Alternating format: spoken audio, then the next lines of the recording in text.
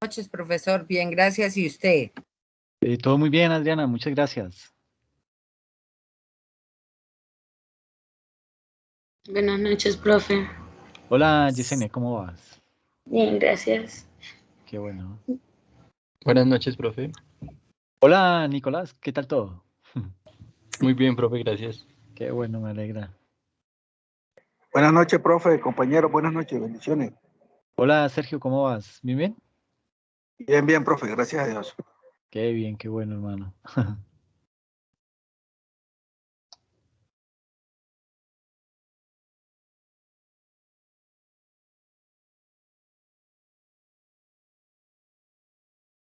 Bueno, voy a compartir la presentación para arrancar, ¿listo?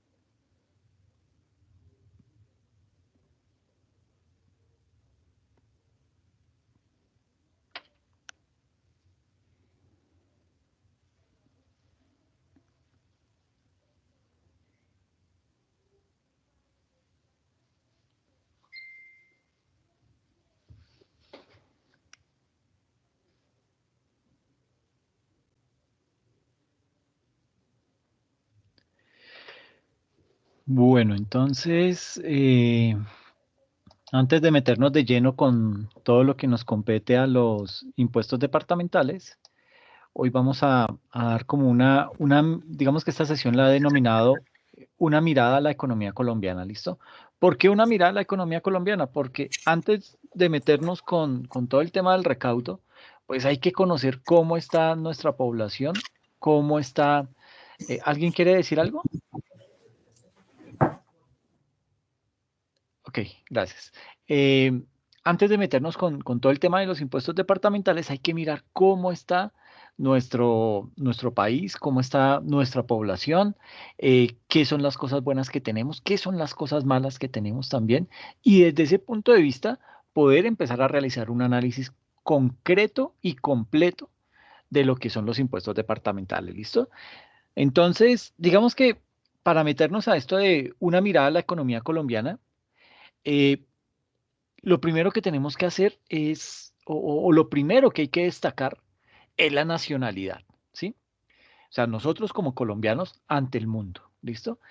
Y frente a ese aspecto de nuestra nacionalidad, hay que entrar a indicar que no es lo mismo comparar a un colombiano con, qué sé yo, con un alemán, ¿sí? ¿Por qué no? Porque nosotros tenemos grandes restricciones para movilizarnos por otros países, mientras que los alemanes no, ¿sí? Ellos pueden ellos pueden laborar o trabajar en otras economías sin ningún problema y lo pueden hacer dentro y fuera de la Comunidad Económica Europea. Nosotros como colombianos no lo podemos hacer, ¿ok? Esa economía alemana, digamos que es diametralmente diferente a la economía colombiana, ¿sí? Estamos hablando que la economía alemana es la tercera economía más fuerte del mundo, ¿sí? Es mucho más tecnificada y obviamente es mucho más sólida que nuestra economía. Y esto indica que pues no es lo mismo decir que cuando hablamos de economía podemos meter en una misma bolsa el resto de las economías con la colombiana. La nuestra es mucho más limitada, con más retos y con más problemas por superar. Por esta razón, vamos a dar esa mirada a lo que es nuestra economía. ¿Y cómo vamos a dar esa mirada? La vamos a dar desde tres aspectos importantes.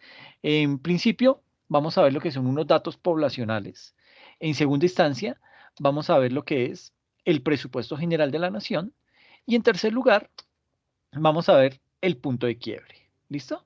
Entonces, digamos que con el tema de el primer ítem que tiene que ver con los datos poblacionales, tenemos que empezar a mirar este tipo de información. Les recomiendo esta paginita, es datosmacro.expansión.com/demografía/estructura-población/Colombia. ¿Y por qué Colombia? Porque tienen de todo el mundo, ¿listo?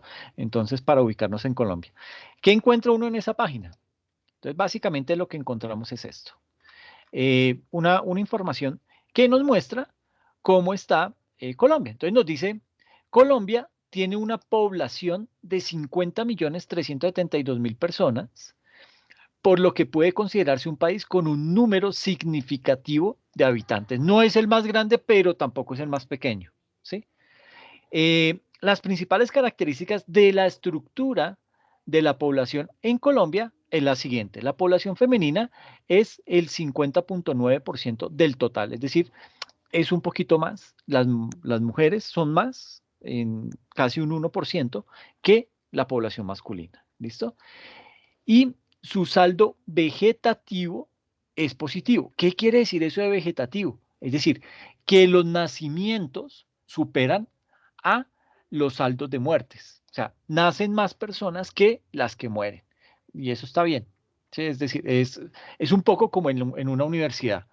Lo ideal es que hayan más inscritos o más estudiantes nuevos que los que se gradúan. ¿Listo? En la vida pasa lo mismo. Debería ser más los que nacen que los que mueren. ¿Listo? Pero esa diferencia hoy en día no es muy significativa. ¿Por qué? Porque la tasa de natalidad no es muy elevada, ¿sí? Y la situación puede variar en los próximos años hasta llegar a un crecimiento cero y a un saldo vegetativo negativo, es decir, que van a ser mayores las muertes que los nacimientos, ¿ok?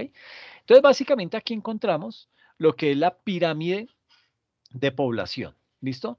Una pirámide que nos muestra en realidad eh, cómo, cuál es el comportamiento poblacional en un país. Y esta pirámide, digamos que tiene el mismo comportamiento para aquellos países que se están envejeciendo, ¿ok? Es decir, es una pirámide que tiende a volverse inversa, ¿sí? ¿Por qué digo que inversa? Imagínense que vamos a medir lo que es esta población, la población colombiana, desde 1964, ¿sí? Vamos a arrancar y mire la población cómo está distribuida. Entonces, lo rojo son las mujeres y lo azul son los hombres, ¿listo? Entonces, de 0 a 4 años nos indica que hay 1.000.000, bueno, que en esa época, que en diciembre del 64, existía 1.742.598 niños, hombres, que representan el 9.6 de la población. Y a nivel de niñas, existía el 9.35%.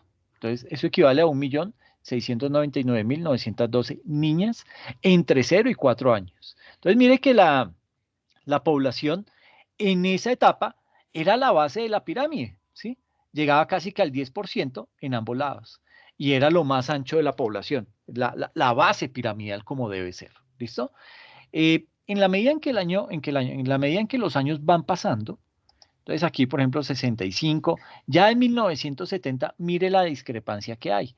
Ya únicamente estamos hablando que de niños de 0 a 4 años, masculinos, solamente hay 1.849.000. ¿Recuerdan que eran casi el 10%? Pues para 1970 ya había bajado a 8,6%.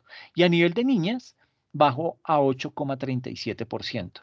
Y van creciendo, y eso es obvio, ¿sí? En la medida en que la población nace, pues empieza a crecer, se empieza a desarrollar y empieza entonces a ascender en esos rangos de vida. Entonces, de 0 a 4 años, de 5 a 9 años, si nos devolvemos, devolvernos. ¿Cómo nos devolvemos en la pregunta? Esperen a ver, lo dejamos que avance y empezamos a hacer un análisis un poquito más completo.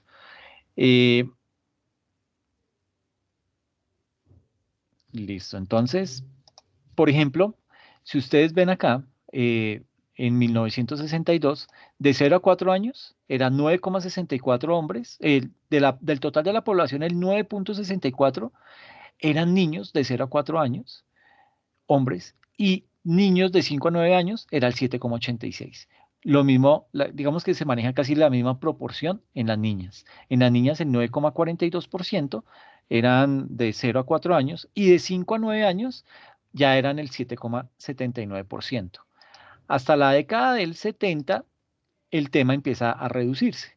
Entonces, pasamos de casi el 10% al 8,35% en la edad de 0 a 4 años, pero en la edad de 5 a 9 años ya la población empieza a crecer más. Ya está llegando casi que al borde del 8% a nivel de niños y casi del 8% también a nivel de niñas en el rango de edad de 5 a 9 años, ¿sí? Entonces, mire cómo se va reduciendo el nivel de población. Entonces, empiezan a nacer menos niños. Y los que ya habían nacido, pues obviamente empieza su crecimiento y empiezan a ampliar otros rangos de edades. ¿Ok?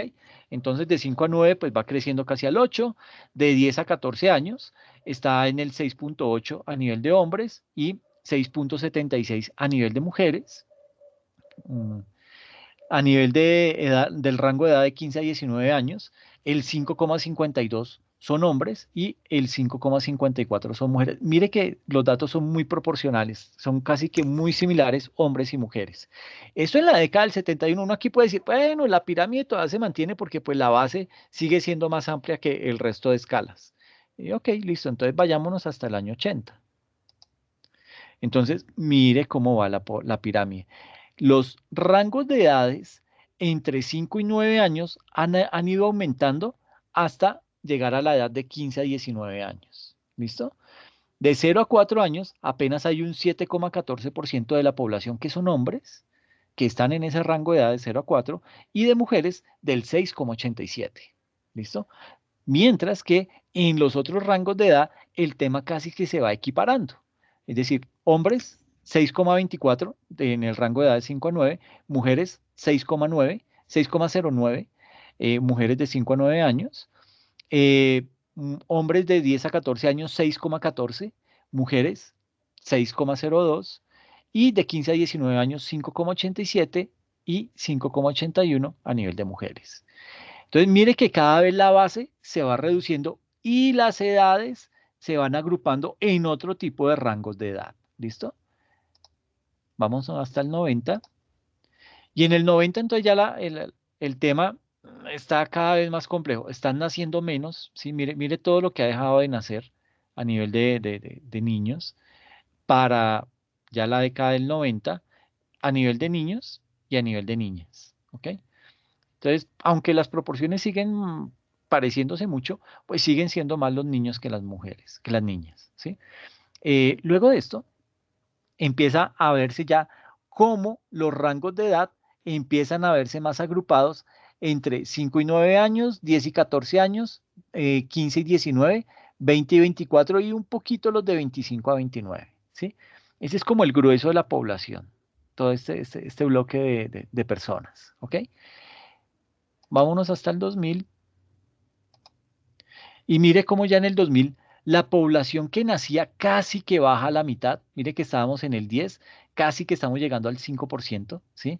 Mira, a nivel de niños solamente están naciendo 5,54% de niños y de niñas 5,30%.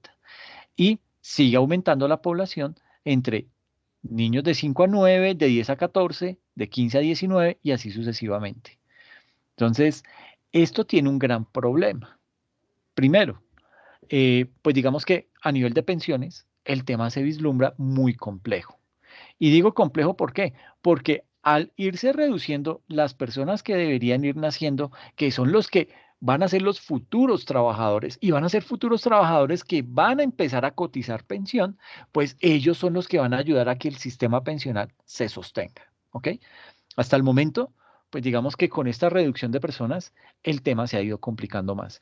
Y si bien es cierto, la población se ha venido concentrando en estos rangos de edades, entre 5 y 9 años hasta 25 y 29 años, también hay que ver cómo las otras edades han ido aumentando, ¿no? Entonces, por ejemplo, vamos a analizar acá del año 2000, a nivel de mujeres de 50 a 54 años, había un 2,13% de mujeres y hombres había un 1,93%. ¿Mm? ¿Qué pasa en el 2010? En el 2010 ya el índice de natalidad se bajó a más del 50%, ¿sí? Únicamente estaban naciendo el 4,45% de niños y el 4,25% de niñas, ¿ok? Y se sigue engrosando los rangos de edades de 5 a 9, perdón, aquí, ¿qué pasó? De 5 a 9, se me fue para el 2019 esta cosa, perdón. Entonces estamos analizando el 2010.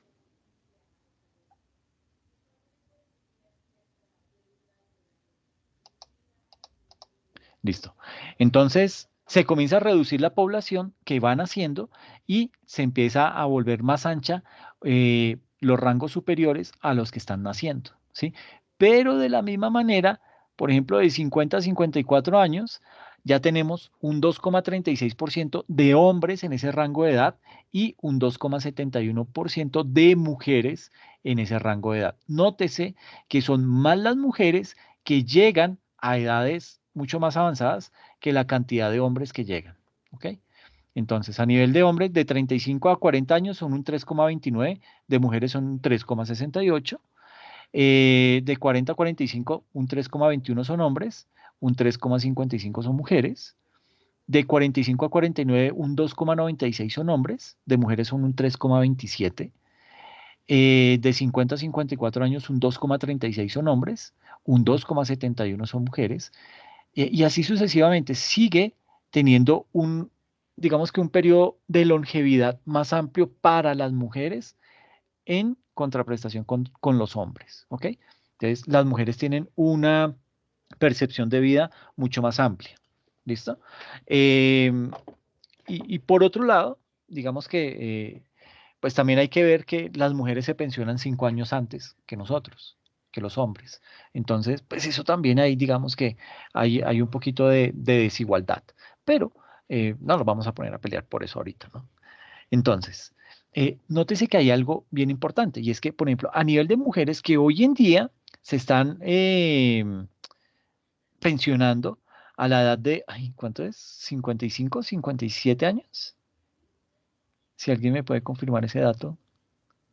¿Quién es, profe? Las mujeres. A los 60, depende, ¿no? ¿En qué? Si es en el magisterio, la subieron a los 65. Bueno, No, no sé. es a los 57. Exacto, a los 57 las mujeres y a los 65 los hombres. A los Pero, 62, a 62 los bueno, hombres. no, pensión, ¿no?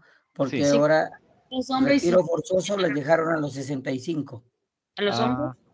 Ah, Pensé que era Yo trabajo en el magisterio, pues no con el gobierno, ¿no? Sino con contratos municipales. Retiro forzoso las mujeres a los 65, los hombres a los 68. ok, retiro forzoso. Ok, pero sí, digamos que en términos de mujeres que se van a pensionar, para el 57. 2010, exacto, para el 2010 ya habían en ese rango de edad casi 1 millón de mujeres listas para pensionarse o que ya tenían pensión, ¿sí? Y a nivel de hombres, entre 60 y 64 años, digamos que corresponde a este rango, apenas 656.599 hombres que estaban llegando ya o habían empezado a recibir ya una pensión, ¿ok?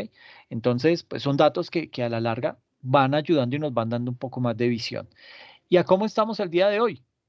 Entonces, nótese cómo la cúpula ha ido creciendo, ¿sí? Se ha ido volviendo más ancha a nivel de personas de 50 a 54 años, pues tenemos que, 50 a 54 años, tenemos que hay un 2,76% de hombres, un 3,9% de mujeres, de 55 a 59, un 2,43% de hombres, un 2,75% de mujeres, de 60 a 64, 1,87% son hombres, 2,21% son mujeres, de 65 a 69, 1,50 son hombres, 1,77 mujeres, de 70 a 74, 1,03 son hombres y 1,25 son mujeres, Y de 75 a 79, el 0,67 son hombres, el 0,86 son mujeres, y mayores a 80 años, el 0,76 son hombres y el 1,09 son mujeres. ¿Ok? Entonces, mire lo desbalanceado que estamos a nivel poblacional. ¿Ok? La cúpula de la pirámide se está volviendo más amplia cada vez más, es decir, nos estamos envejeciendo y cada vez son menos los niños que están naciendo. Entonces, esto va a repercutir en muchos aspectos de nuestras vidas de aquí en adelante. Van a haber menos colegios, ¿sí? Los colegios que hoy en día son masculinos y femeninos, posiblemente ya se están convirtiendo a mixtos o en un par de años todos los colegios van a ser mixtos, ¿sí?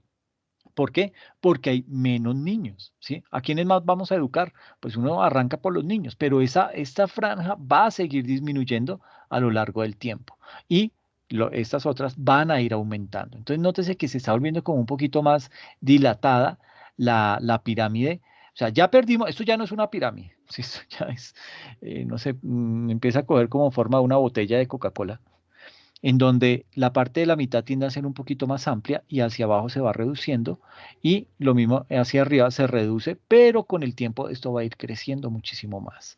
Y entonces el tema pensional se nos va a revertir y se nos va a convertir en un gran problema para el país. Recuerden que muchas de las pensiones, sobre todo las que estamos por el lado de Colpensiones, son pensiones subsidiadas y eso representa un gran rubro del presupuesto de la nación. ¿Listo? Ahora, aquí viendo un poquito más los datos, encontramos que la pirámide de la población entre personas de 0 a 14 años corresponde al 22,18%, ¿sí? En el rango de edad de 15 a 64 años, que es el grueso, ahí hay un 68,76% de la población y de mayores a 64 años es casi el 10% de la población. ¿Ok? Vuelvo y digo, esto va a seguir disminuyendo, esto va a seguir aumentando y este va a seguir aumentando. Entonces, el desajuste poblacional va a ser muy grande. Y aquí, para ver un poquito lo que es cómo se han comportado las curvas, entonces la curva de 0 a 14 años, que es la azul, aquí nos muestra que en el año de 1970, de 0 a 14 años, era una población del 47,43%, de un 49,65% de 15 a 64 años, y mayores a 64 años era como el 3%. Pero a medida que pasa el tiempo, esa población empieza a tener algunos altibajos. Entonces, por ejemplo, aquí en el 80, ya no hablamos que los niños de 0 a 14 años ya no son casi la mitad, sino ya bajó al 10%, bajó un 10%, es decir, pasó de un 50 a un 40,02. Los niños de 15 a 64 años que en el 70 estaban en 50,75, aquí para el 80 baja a 56,44%, perdón, sube a 56,54, que es esta línea roja. Y los mayores a 64 años, que en la década del 70 eran del 3,1%, 10 años después subió a 3,54. ¿Listo? Entonces, mire cómo la franja azul, la línea azul, que representa a los niños de 0 a 14 años, va en picada. ¿Sí? Llegando al punto de, por ejemplo, en el año 2010, perdón, 2007, 2008, 2009, 2010, llegar a casi la mitad de lo que teníamos en el 70. Estamos en el 27,27% de población que está en un rango de 0 a 14 años. De 15 a 64 años, que es la línea roja, aquí estamos hablando que hay un 66,15% de la población y las personas mayores a 64 años casi que se duplicaron, ¿sí? De 1970, que era 3,1, aquí ya lo tenemos para el 2010 en 6,59%. Entonces, mire que hay dos comportamientos, bueno, hay tres comportamientos bien interesantes. Los niños, va cayendo la curva. Las personas mayores de 60 de 64 años, la curva va creciendo, pues no en un ritmo alto, pero va subiendo. Imagínense, miren, en el 70 arrancamos con 3,1%, en 1980 subió al 3,30%, en 1990 al 3,87%, en el 2000 4,85%, fue donde más creció, en el 2010 se disparó 5,96% y para el 2020, ya para el 2019, que fue la última métrica que sacaron, ya va en 8,77%, ¿ok? Y las personas que están en la edad de 15 a 64 años, que es aquí donde estamos casi todos los que estamos en esta sala, esa curva va creciendo, se va aumentando. Entonces arrancamos en el año 70 con una población de un 46,24%. En 1980 llegamos a tener 40,02%. ¿Hay alguien que tiene un micrófono abierto, por favor? O si quiere participar. Ok, en 1990 ese comportamiento sube a 59,8%. En el año 2000 pasa a 62,22% y sigue en ascenso. En el año 2010 pasa al 66,15% y al 2019 llega al 68,61%. Entonces, mire cómo nos estamos envejeciendo, cómo los planes que hay que empezar a implementar para empezar a cambiar nuestra población, nuestra mentalidad acerca de lo que es la población. ¿Por qué? Porque hoy en día pensamos mucho en los niños, pensamos en que hay que tener escuelas, que hay que tener parques y cosas por el estilo, que eso le sirve no solamente a los niños, eso nos sirve a todos, pero muchas de esas cosas se piensan en torno a los niños, ¿sí? Pero nótese que cada vez la población va bajando. Mire ya dónde está en el 2019. Apenas es un 22,18%, cuando esa edad llegó a estar en su pico, llegó a ser el 47,48%. Y hoy en día está en el 22%. O sea, bajó más de la mitad. ¿Listo? Y eso implica que hay que empezar a crear programas para irnos enfocando en este tipo de población y en este otro tipo de población. ¿Por qué? Porque esta, si bien es cierto, venía creciendo ahí, como dicen ustedes, con nadadito de perro, pues hoy en día, mire que su crecimiento desde el año 2000 pasó de 4,73 al año 2019, subió al 9,6%. Imagínense el incremento que ha tenido. ¿Ok? Entonces hay que empezar a mirar qué vamos a hacer con tanta población adulta mayor, ¿sí? Hay que empezar a mirar temas de salud. Eso nos va a pasar una factura muy alta porque son las personas que más se enferman, ¿sí? Son personas que más dependen de medicamentos y situaciones propias del sector de la salud. Y si a esto le sumamos todo el tema de pandemia y que de pronto van a seguir saliendo más virus y que eso va a seguir afectando, pues esto le va a costar muchísimo más al Estado, ¿ok? Este tipo de población, la población mayor de 64 años. Pero la otra es que este tipo de personas se empiezan ya también van a querer, no, van a llegar en algún momento a tener que jubilarse y obviamente ahí es en donde esta pirámide se nos vuelve totalmente inversa, es decir, toda la parte superior va a ser mucho más ancha que la parte inferior. Y ahí es en donde vamos a estar en grandes problemas. Grandes problemas, ¿por qué? Porque no vamos a tener cómo subsidiar esas pensiones. El sistema pensional va a colapsar. El sistema pensional hay que replantearlo porque tal como está, no va a funcionar, no es sostenible, ¿sí? Muchos países, y ahora, esto, como dicen las mamás, problemas de muchos, consuelo de tontos, una cosa así, yo soy malo para los dichos. Pero digamos que esta misma situación se está presentando en muchos países. Esto se presenta en Chile, se presenta en Argentina, se presenta en España, en Italia, en Francia. Yo diría que casi toda Europa tiene este mismo comportamiento.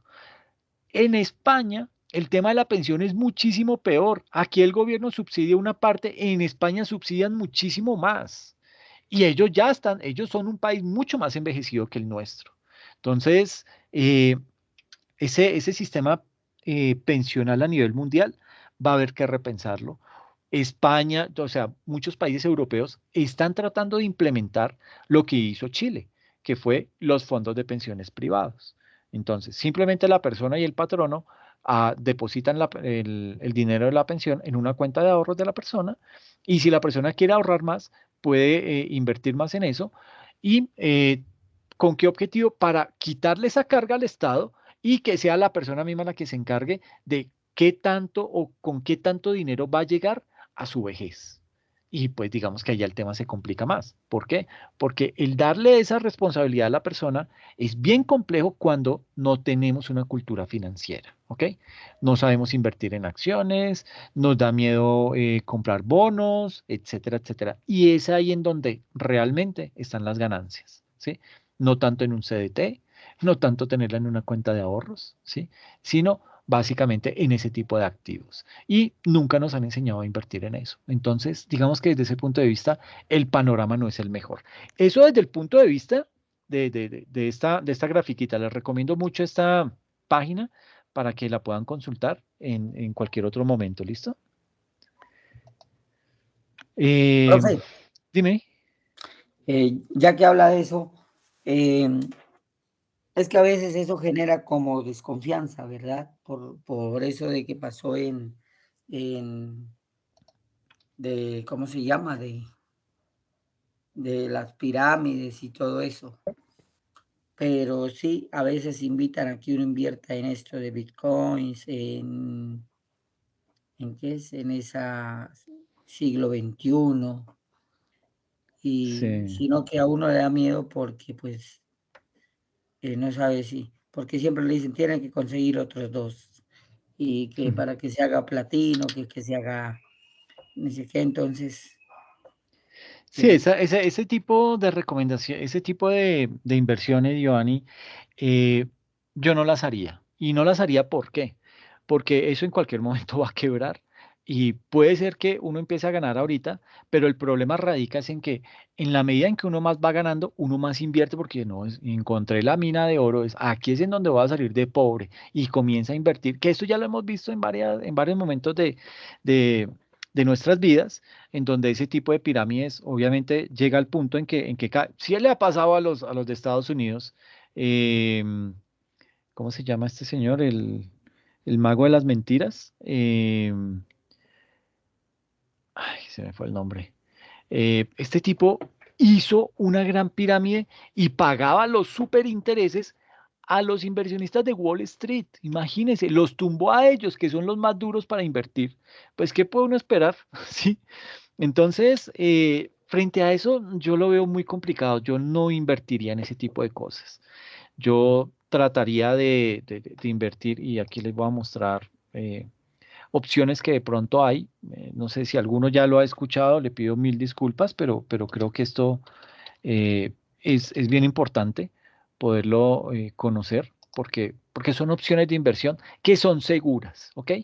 Vuelvo y le digo, tratar de invertir, de mandar nuestro dinero a ese tipo de pirámides, por lo general eso tiene una cosa oculta detrás. ¿Qué cosa oculta detrás puede tener? Pues básicamente un lavado de dinero, ¿sí? Dinero mal habido, dinero procedente del narcotráfico, etcétera, etcétera. Entonces, pues eso no, yo creo que ese tipo de cosas más adelante a uno le pasan factura. Entonces, más bien yo no yo evitaría eso y buscaría mecanismos de inversión legal. Por ejemplo, esta página, yo no sé cómo se llama, si es Adocenso o Ascenso, ¿sí? Es que ese 2 ahí atravesado me confunde. Pero esto es un programa de la Bolsa de Valores de Colombia. Entonces, ¿qué hacen ellos? Eh, Sobre todo esto es para las personas que no saben invertir en la bolsa y que le da miedo y que dicen, ay, ¿qué tal que se caiga la bolsa o que esas acciones que yo compré, la empresa se quiebre y se me lleva toda la plata? Bueno, pues eso es un riesgo, ¿sí? Toda inversión tiene un riesgo, pero hay unas inversiones que tienen un riesgo mucho, mucho menor, que obviamente pues la rentabilidad no es la más alta, pero igual le va a generar unos rendimientos. Entonces, este tipo de programa que están viendo ahí en la pantalla fue un programa que creó la Bolsa de Valores de Colombia, en donde invita a emprendedores o personas que tienen un proyecto de emprendimiento para que lo muestren a través de esta página. Obviamente eso debe surtir todo un proceso de estudio, de aval. ¿Por qué? Porque la bolsa de valores respalda la inversión. Entonces, pues tampoco ya decir, bueno, si aquí alguien se inventó algo y ya, si yo de una vez le voy a respaldar la deuda. No, pues tampoco son tan bobos. Y sí le hacen un buen estudio a ese tipo de propuestas. Entonces, ¿qué hacen? Mire que aquí hay 6.255 inversionistas, ¿no? Hay 20.792 mecanismos de inversión y se han financiado 28.938 millones de pesos en 82 campañas exitosas. ¿Qué es una campaña exitosa? Un proyecto de emprendimiento que empezó a funcionar, pero ¿qué pasa? Que estas campañas, estos proyectos de emprendimiento necesitan financiación, pero por lo general, cuando ellos acuden a un banco, el banco les pide estado de situación financiera, estado de flujos de efectivo, estado de resultados y que ahí logren ver utilidades y todo eso. Si está empezando, pues esa gente no tiene eso, ¿sí? Entonces le niegan el crédito de una vez. Y aparte, en el caso que se lo aprueben, el interés es muy alto, ¿ok? Entonces, pues, ese tipo de proyectos se van a quebrar a largo plazo. ¿Por qué? Porque su nivel de endeudamiento no les va a dar. Entonces, a través de este tipo de programas, ¿qué hacen? Uno puede decir, bueno, ¿usted quiere invertir o usted quiere que lo financien? Porque existen los dos proyectos. Entonces, digamos que nosotros queremos invertir, ¿listo? Entonces, yo soy un inversor, yo tengo plata y quiero invertirla a ver qué pasa, a ver en qué proyecto de estos va a reventar la plata. Entonces, estamos aquí en Invierte, o sea, yo soy un inversor y comienzo a mirar cuáles son las campañas en las que yo podría llegar a invertir. Entonces encuentro aquí una, Nominap, es una nómina electrónica gratis de por vida para las empresas y emprendedores. Uno, bueno, qué chévere. Mire que inicia en 18 horas, todavía no ha empezado a recibir plata. Hasta mañana va a empezar a recibirla, ¿ok? Y aquí uno puede ver el detalle. Entonces dice aquí, con tu apoyo, seguiremos nutriendo nuestro equipo de más de 30 colaboradores y lograremos contarle a todo Colombia que Nominap dará nómina electrónica gratis de por vida. Uno dice, miércoles, y ahora con todo lo que la DIAN está pidiendo y eso, de una, ¿sí? Y gratis, ¿a quién no le gusta eso? Entonces uno podría decir, bueno, pero entonces, ¿cuál es el modelo de negocio? Entonces, si yo invierto ahí, estos manes, ¿cuándo me van a pagar la platica? ¿Sí? Hay que documentarse frente a eso. Entonces, ¿qué pasa? Cuando yo le doy aquí ver detalle, aquí me indica cuánto están esperando ellos. Entonces, ellos esperan recibir inversión de 300 millones de pesos. ¿Listo?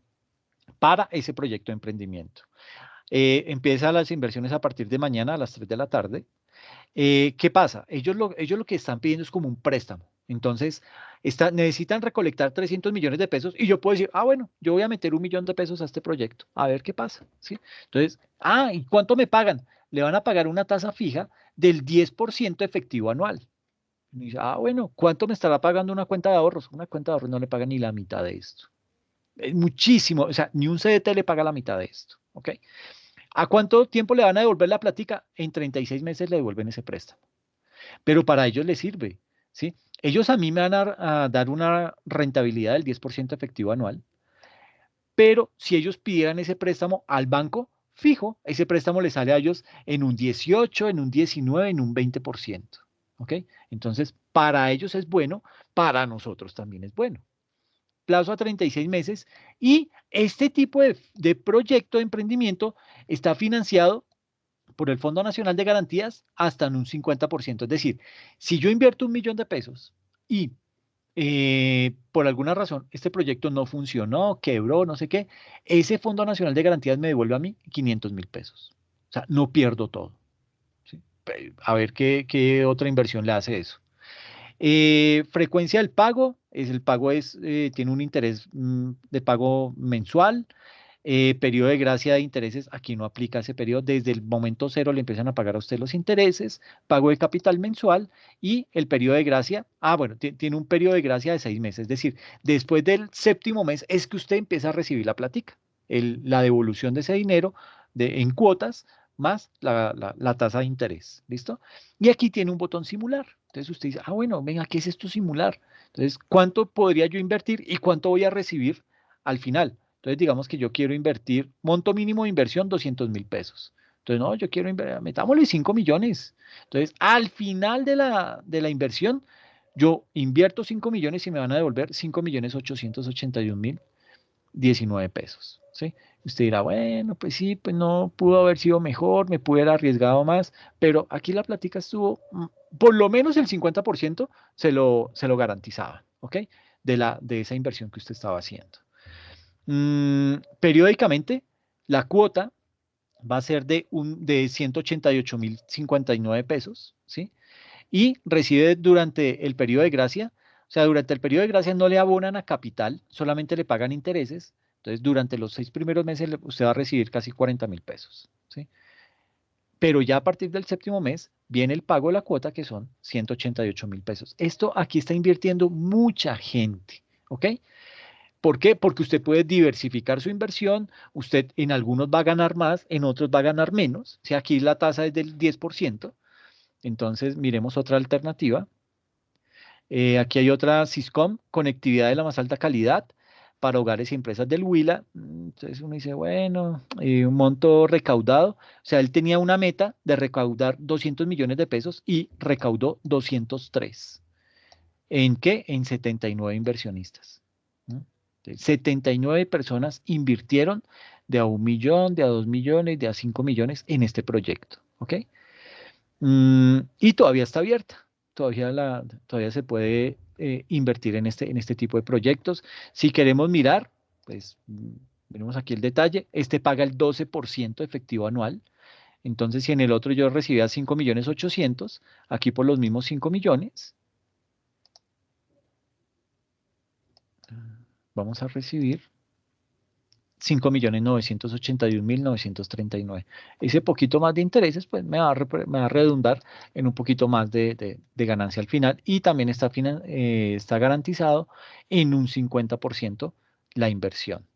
Y así sucesivamente. De esto aquí hay cualquier cantidad de proyectos. Entonces uno sigue campaña 3 de 3. Venga, pero esto tiene más. Esto tiene... ¿Cómo es que uno avanza? Pucha. Bueno, campañas exitosas. Suma, experto en importación y distribución de tuberías y derivados. Estaba buscando 150 millones. Este estaba buscando 1.000 millones. Tower on Wireless, segunda emisión, haciendo posible. Ya es la segunda vez que recibe inversión en este tipo de proyectos. Entonces, es confiable, ¿sí? Ecosembrar, haciendo de la costa el centro de la transformación forestal y jardinería. Está, se había puesto la meta de recaudar 320 millones y así sucesivamente. Aquí vamos encontrando todo tipo de inversiones y ahí siguen saliendo. Espera, ahí siguen, Chan. Entonces uno puede encontrar ahí, aquí va a encontrar usted el proyecto que necesite si quiere invertir y poder invertir de manera segura. ¿Listo? Ahora, si usted es más arriesgado y tiene más plata y, pucha, es de esas personas que no le da miedo nada, pues hermano, entonces métase de una a lo que es la bolsa de valores, ¿sí? BCP Global. Entonces, aquí en BCP Global, esto es como un portafolio, un fondo de inversiones, en donde, mire que tiene la misma característica. ¿Soy una institución financiera, un asesor o soy un inversor? No, soy un inversor. Le doy clic acá y me empieza a mostrar una serie de... Esto es portafolios diseñados por BlackRock. BlackRock es ese fondo de inversiones de los más sólidos del mundo, ¿sí? Tuvo un crecimiento rapidísimo y vertiginoso. ¿Por qué? Porque hacía buenas inversiones. Y entonces aquí uno puede llegar a decidir invertir en diferentes tipos de portafolios, ¿ok? Entonces, obtener mi portafolio. Profe, Dime. ¿el Bitcoin es seguro? Pues digamos que ahorita, en este momento, eso genera mucha rentabilidad. Lo que no se sabe es hasta cuándo va a ser sostenible. Y aparte, ya están saliendo varias Bitcoin. Entonces, en algún momento, una de esas va a reventar. Uno dice, no, sí, pero es que, ¿cómo no voy a invertir en eso si es que Elon Musk está invirtiendo cualquier cantidad de dinero en ese tipo de monedas? Sí, pero desafortunadamente es un mercado que no es regulado. Por ejemplo, en China ya prohibieron hacer inversiones en Bitcoin. Eso le pega fuerte a ese tipo de inversiones. Entonces, digamos que es una inversión todavía muy inestable. Si usted tiene platica y cree que no la va a necesitar de aquí a 5 años, pues métala ahí, pero habrá que estar monitoreando frecuentemente y siempre lo he dicho, cuando se trata de inversiones, usted no necesita cerebro, usted necesita ese estómago. ¿Por qué? Porque ese sufrimiento que va a tener de ahí en adelante, con esa sube y baja, hoy perdió, mañana siguió perdiendo y pasado mañana siguió perdiendo, pues eso le va a generar a usted cierto nivel de estrés. Pero así es como se hacen las grandes fortunas, ¿ok? Entonces, aquí, bueno, esto nunca me lo había pedido. ¿Cuál es la edad? Entonces le damos continuar. ¿Cuál es tu experiencia en inversiones? Digamos que ninguna. Planeo retirar mi dinero en más de 10 años. Cuando invierto mi dinero, lo que más me preocupa es pérdidas esperadas, ganancias esperadas, ambos por igual.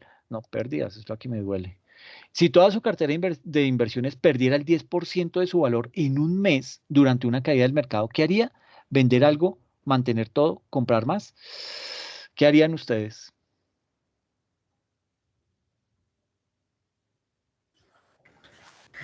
Mantener, profe. ¿Mantenerlo? Ok, ¿quién da más?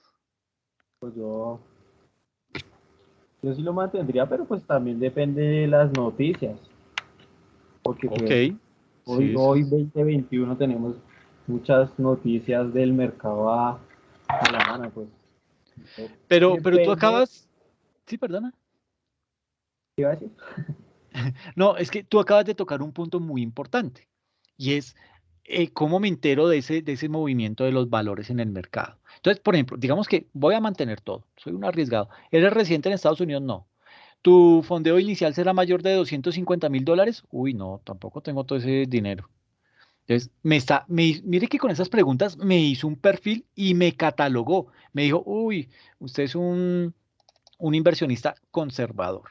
Y de acuerdo a eso me dice, el portafolio que yo le recomiendo es este, invierta en este portafolio conservador. ¿Y qué compone ese portafolio conservador? Entonces me dice, el 78% de ese portafolio está invertido en bonos del Tesoro, en bonos de la Nación, etcétera. Y apenas un 22.10% está en acciones, ¿sí? Este portafolio es como el moderado, ¿sí? Digamos que uno podría empezar a mirar, y ahí es en donde los quiero llevar a navegar, porque Giovanni ha estado participando, pero hubo la última persona que habló, ¿quién es? ¿Cómo es el nombre? ¿Daniel? No, porque, Harold. ¿Perdón? Harold. Ah, Harold, perfecto, muchas gracias, Harold. Entonces, básicamente uno lo que hace acá es empezar a navegar en este portafolio. Decir, ok, pues me parece chévere lo de los bonos. Los bonos son inversiones seguras, son mecanismos de financiación que tienen los países. Entonces, si de pronto Colombia necesita financiación, pues puede salir aquí al mercado de valores y poner a la venta bonos del tesoro. Y la gente los compraría, pero son unos bonos entre 7 a 10 años. O sea, usted no podría sacar esa plática antes, ¿sí? Eso es lo feo de los bonos. Y aparte, pues no es que paguen así lo máximo de interés, pero no es el único componente. Entonces, aquí hay unos bonos del tesoro, hay unos bonos de corporaciones que generan unos buenos rendimientos. Por ejemplo, los bonos del Tesoro generan un 19.6%, los de estas empresas generan un 26,7%, hay otros bonos que generan un 5.6%, estos otros tipos de bonos generan un 20.3%, y aquí entonces ya nos metemos con acciones. ¿Acciones en dónde? En compañías europeas que generan hasta un 3.2%, compañías en Estados Unidos, compañías en mercados emergentes. Entonces uno dice, ah, bueno, en Estados Unidos, pues sí, eso debe ser seguro, en Europa, pues sí, también. ¿Qué es esto de mercados emergentes? Entonces yo le doy clic acá Y él me comienza a decir cómo es el comportamiento. Mire, ¿qué lo hizo? Vea, ya no me lo muestra. Ay, qué feo. Es que uno le daba clic a esto y él le abría todas las compañías Vea, que mejor no ¿dime? invierta. No, no, no, no, no, no, no, no, esto es Mejor no bueno. invierta. No, no, no, esto es bueno. Pónganle cuidado. Es que debe tener algún secretico por aquí que yo no le he podido dar por ahora. Miércoles. Qué lío. Venga, cambiemos de portafolio. Entonces, mire, hay uno de renta fija, hay uno de conservador, hay uno moderado. Démosle al moderado. Ay, no, no, no abre. Entonces, bueno, digamos que en este moderado, mire que el 38% es apenas inversión en bonos y el 62% es en acciones.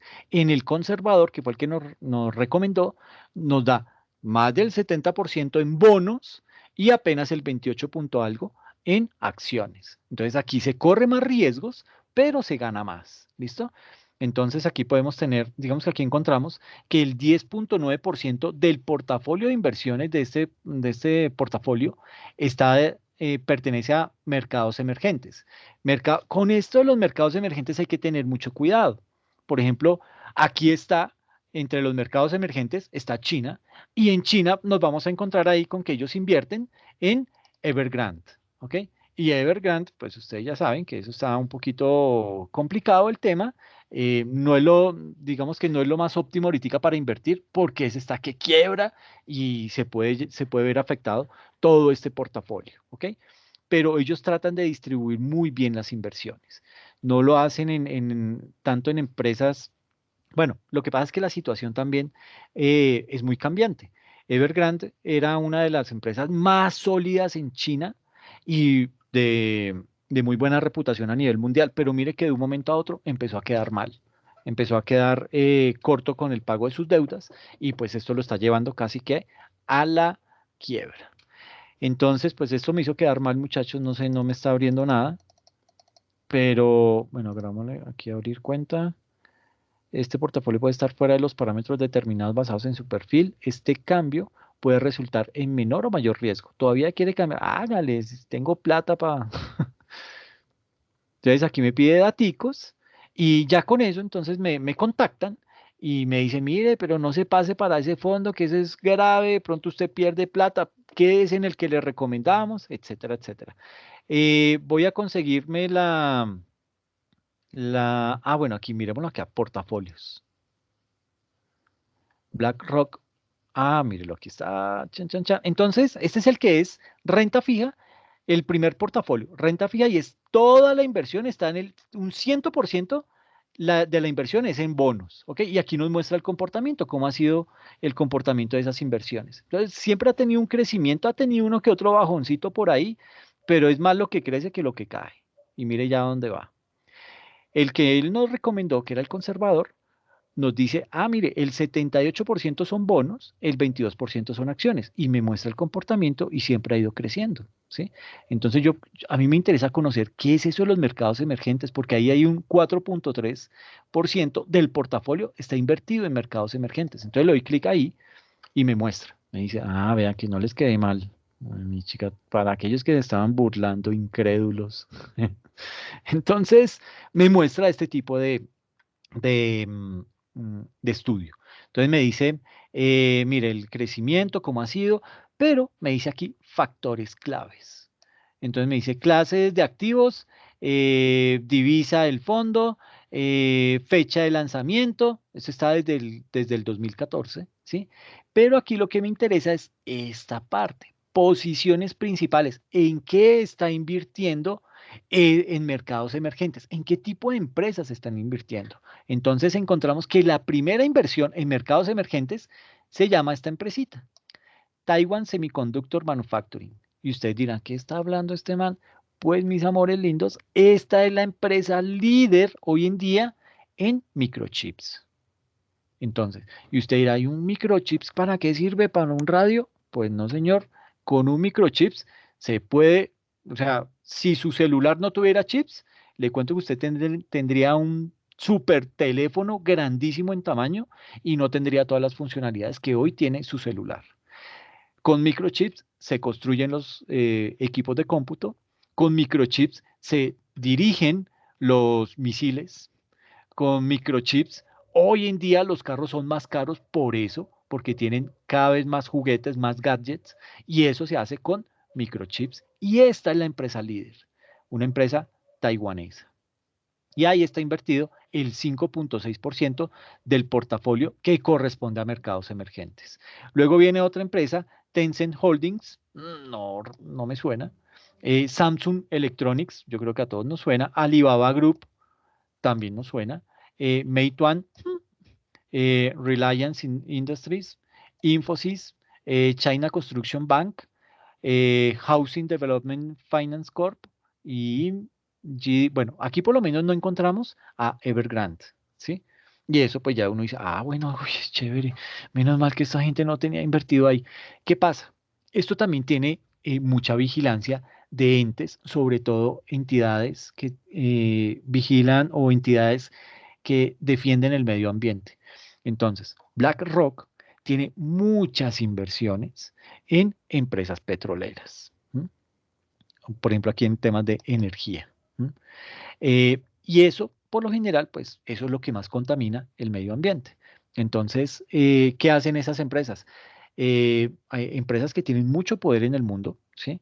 Entonces, un Greenpeace, un 360, todas esas empresas que son muy grandes, que tienen injerencia y tienen poder para poderle decir a estas empresas, o usted empieza a disminuir las inversiones que tiene en esas empresas petroleras o en esas empresas que están explotando la minería indiscriminadamente, o nosotros le empezamos a hacer sobrepeso y le empezamos a hacer mala campaña para que la gente empiece a dejar de invertir en eso. Hay portafolios en los que usted puede decir, bueno, este es el portafolio, entonces yo no quiero que mi dinero vaya a este tipo de empresas, perdón, que vaya a este tipo de empresas. Yo no quiero que mi dinero vaya allá. Entonces ellos le reconfiguran su portafolio. Dicen, sí, es que esta persona es medioambientalista, es animalista y no quiere que su dinero ayude a deteriorar el medio ambiente. Y aquí, en esta parte del desglose geográfico, en donde nos muestra en qué países de esos mercados emergentes está invirtiendo BlackRock o está el dinero del portafolio moderado. Entonces dice, en China está el 30.6% del portafolio. En Taiwán, el 15.39%, en India, Corea, en Brasil, el 4.20%, en Rusia, en Sudáfrica, Arabia Saudita, en México, el 1.88%, Tailandia y otros, ¿ok? Entonces, mire que nos dan toda la información y ya con esto, pues uno puede fácilmente tomar una decisión de frente a qué deseo invertir. Obviamente, pues esto requiere más plática. Se dieron cuenta que nos pidieron que si podíamos invertir más de $250,000, multiplique eso por la tasa de cambio y le tengo la cifra. Entonces, pues digamos que frente a eso hay muchas opciones, pero yo no sé en qué momento nos pegamos tremenda desviada, muchachos. Yo estaba hablándoles de la situación económica colombiana y de la población y cómo nos estábamos envejeciendo y vinimos a parar a portafolios de inversión. Les pido disculpas, pero vamos a seguir con nuestra presentación. ¿Listo? Entonces, ¿les quedó claro el tema de las inversiones? ¿Así a vuelo de pájaro? Sí, profe. Pues sí, profe. Sí, ok, Lo listo. lo mejor es no invertir. No, eso no hay que tenerle miedo al tema.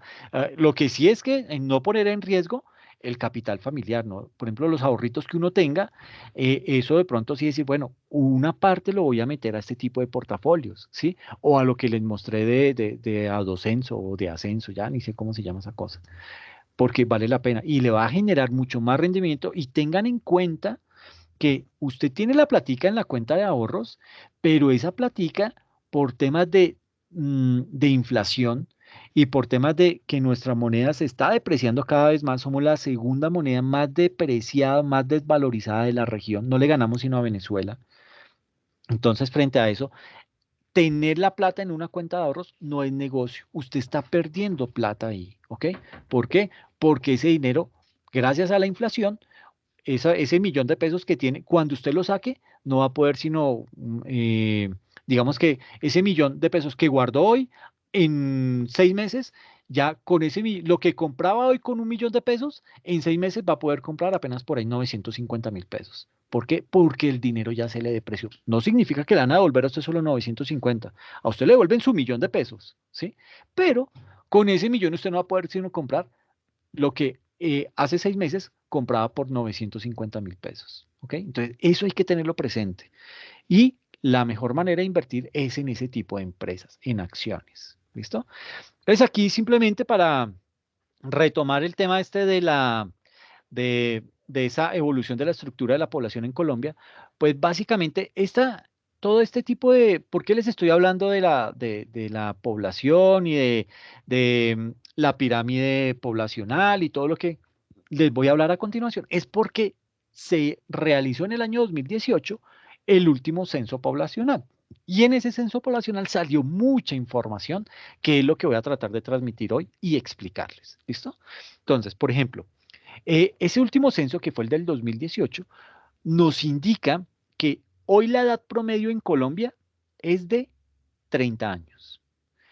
Pero en 1985, la edad promedio era 20 años. ¿Ok? Entonces, ¿esto qué está representando? Una tendencia hacia el envejecimiento. ¿Sí? Esa transición demográfica, digamos que es uno de esos hitos centrales de la historia económica mundial en los últimos 250 años. Y ese proceso, digamos que es ese proceso mediante el cual las sociedades pasan de altas a bajas tasas de mortalidad y luego disminuye también su tasa de natalidad, que es lo que deriva nuevos retos relacionados con el envejecimiento de la población. ¿Ok? En Colombia, la base de la pirámide poblacional es cada vez más reducida. Esta base cada vez se reduce más, ¿ok? Y ya lo vimos en el simulador, ¿listo? Digamos que el 58.5 de la población tenía menos de 25 años, o sea, más de la mitad de la población en 1984 tenía menos de 25 años. Pero esa cifra se redujo en el 2018 al 49.2%. O sea, apenas menos del 50% de la población tiene menos de 25 años. ¿Ok? Entonces, pues frente a ese tema, las cosas no tienen un muy buen panorama. Y por otro lado, digamos que la tasa de fecundidad pasó de 6,3 hijos por mujer en 1965 a 1,8 hijos en 2017. Esa es una cifra que dio el Banco Mundial para el año 2019. Entonces, así como en América Latina y en el mundo, en Colombia también se sienten las consecuencias económicas y sociales de un proceso avanzado de transición demográfica. Y esto prácticamente ocurre en aspectos como las pensiones, el crecimiento de la población y la educación. ¿Ok? Entonces, aquí vemos más o menos como una pirámide en diferentes momentos de tiempo. Entonces, cuando el censo se hizo en 1985, lo amarillo clarito son las mujeres y lo verdecito clarito son hombres. Entonces, en el 85, mira hasta dónde llegaba las mujeres en las primeras edades, de 0 a 4 años. Entonces, llegaba a ser más del 6%, perdón, esto es en hombres, más del 6% eran hombres y más del 6% eran mujeres. Entonces, el 12% de la población estaba en la base de la pirámide. En 2005, esa población ya bajó. O sea, de ese censo de 1985 que estaba en el 6%, en el 2005, el censo mostró que esa población de 0 a 4 años pasó a caer al 5%, tanto en hombres como en mujeres. Y el censo del 2018 ya muestra que los niños de 0 a 4 años llegan a ser más o menos el 3.5 de la población en hombres y el 3.4 a nivel de mujeres. Y así sigue el tema empeorando, ¿ok? Entonces, todas estas cifras, estos colorcitos amarillos claritos, son del censo del 85, los más oscuritos son del censo del 2008 y estos ya con recuadro son el censo del 2018. Entonces, mire, aquí sí se ve perfectamente la proporción en cuanto, es decir, cómo ha ido envejeciéndose la población. Aquí ya, digamos que en la edad de 30 a 34 años, a nivel de mujeres, el censo del 2018 muestra que son más mujeres en el censo del 2018 que las que habían en la edad de 30 a 34 años en el censo del 85 y del 2005. ¿Mm? Y así sigue la tendencia. Mire, todo esto sigue aumentando. Y nótese acá cómo la proporción de mujeres que tienen más longevidad que los hombres va en aumento. Y son las que más rápido se pensionan, por Dios santo. Mentiras, no, eso está bien. Pero vean la gráfica cómo se comporta, ¿ok?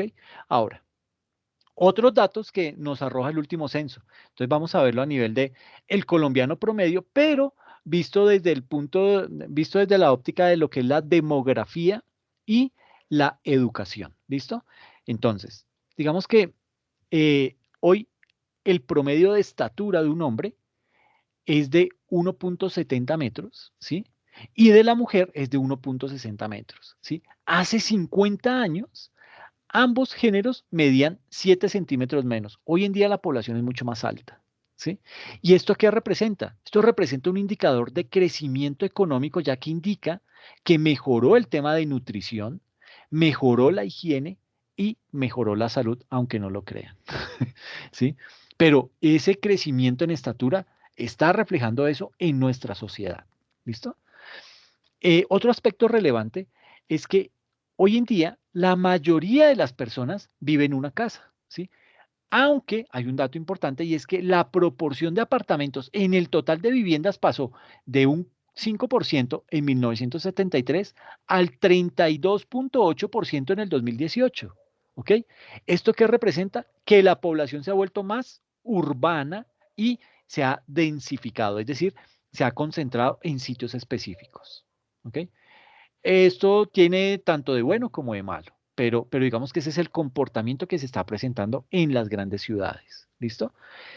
Otro aspecto importante es que si es mujer, tiene en promedio 2 hijos. En 1973 tenía 3.3 hijos.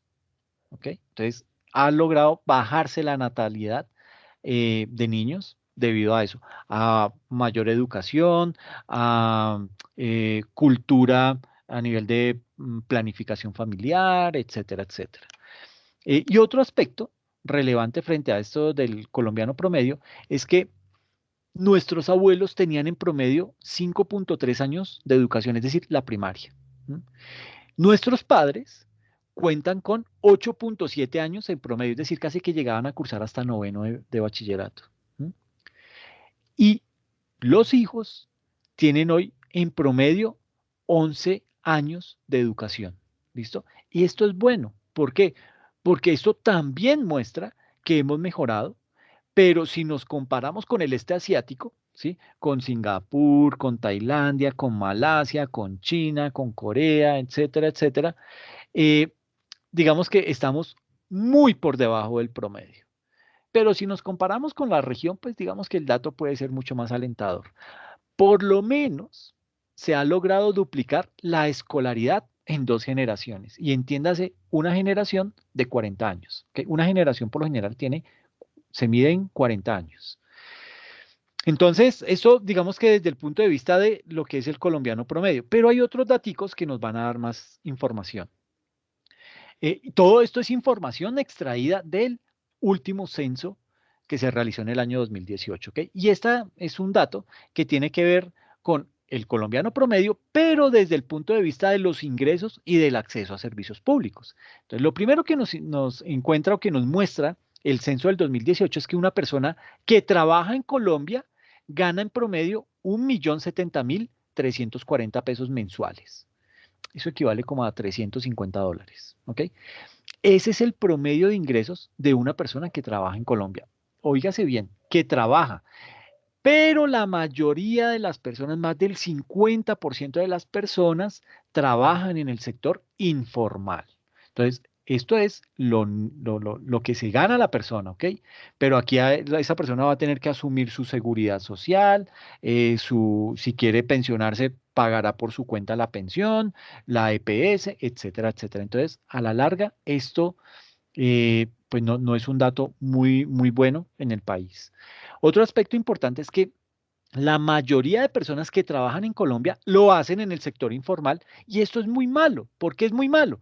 Porque es un sector completamente desprotegido, ¿sí? No tiene acceso a la seguridad social, no van a tener acceso a una pensión. Y en el sector informal hay mucha desprotección social, ¿listo?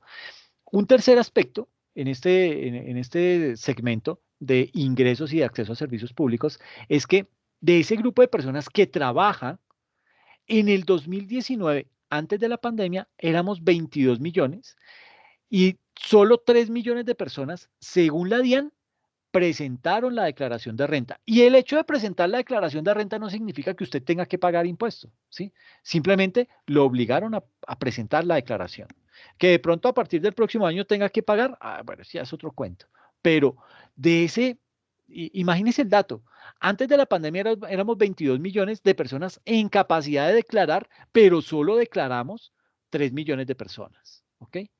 Y de esos 3 millones de personas, no significa que esos 3 millones pagaron la declaración de renta. A muchos les salió en cero, ¿ok?